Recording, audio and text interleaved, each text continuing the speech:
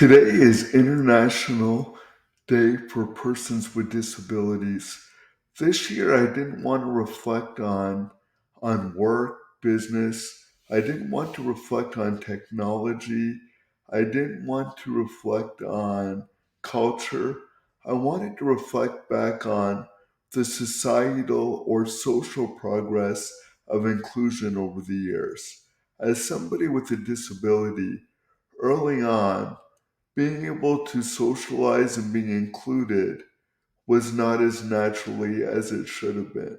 I remember having trouble finding friends to play with, hang out, and when I kind of started getting that taken care of, when it came to dating where I lived, I had people's parents ask me, "How do you plan to support my daughter with you having a disability?" I always wanted to joke back and say, "What if I wanted to be a kept husband? What about my needs?"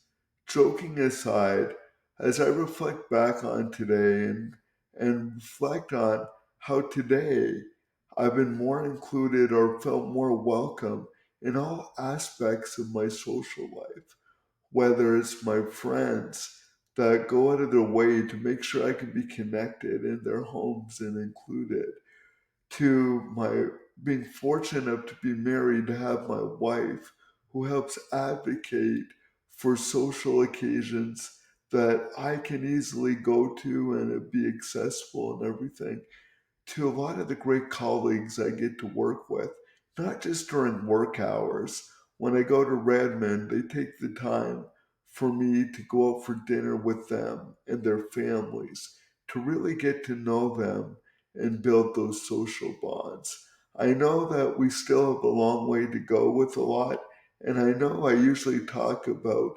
specifically on productivity.